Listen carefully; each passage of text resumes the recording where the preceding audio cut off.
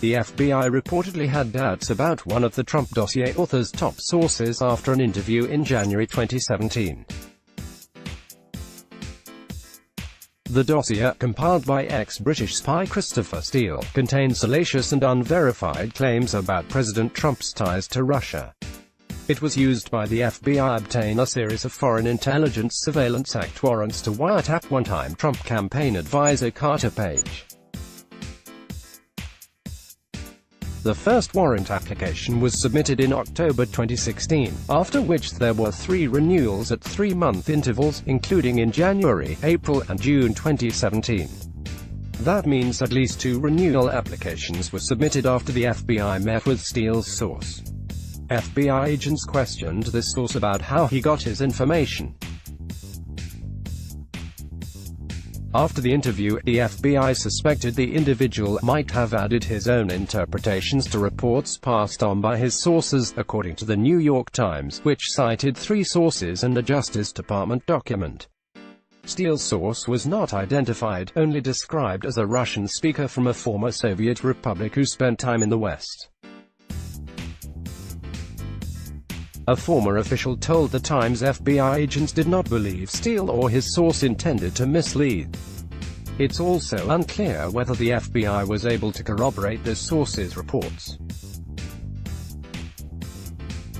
The FBI's use of the dossier, which was published in full by BuzzFeed in January 2017, has rankled Republican investigators on Capitol Hill, who are investigating possible bias in the upper echelons of the Justice Department and FBI.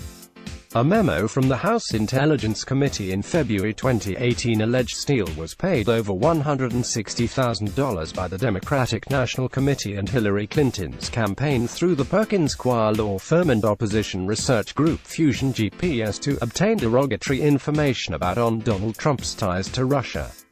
The memo also said the FBI never informed the Foreign Intelligence Surveillance Court of the dossier's Democratic benefactors or Steele's anti-Trump bias when it applied to spy on Page, who was investigated by Special Counsel Robert Mueller over his interactions with Russians but was never charged.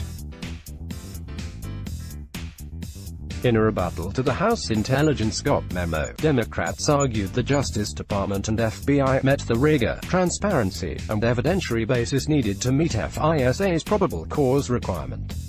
But doubts about Steele's research and its use by federal agents remain.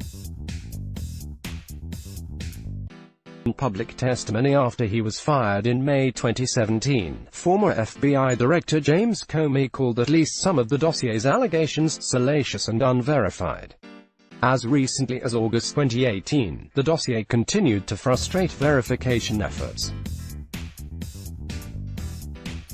FBI official Jonathan Moffett told House investigators, "We, in an ongoing way, were looking at those facts, and doing that research and analytic work to try to verify, refute, or corroborate." The veracity of Steele's dossier was undercut by Mueller, whose report on the findings of his expansive Russia investigation was released by the Justice Department in redacted form on Thursday. Mueller found the 2 most dramatic claims in Steele's dossier likely lacked substance: former Trump attorney Michael Cohen meeting with Kremlin operatives in Prague in the summer of 2016 and the Russians obtaining compromising material on Trump. Steele himself described the findings in the dossier as raw intelligence, and in a deposition that was part of a lawsuit against BuzzFeed, he said yes when asked if some of the Russia claims could be fake. The FBI suspended its relationship with Steele in October 2016 for unauthorized contact with the media.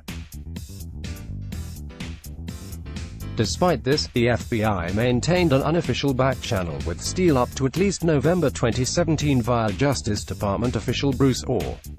Justice Department Inspector General Michael Horowitz, who is investigating possible FISA abuse, is reportedly focusing on Steele.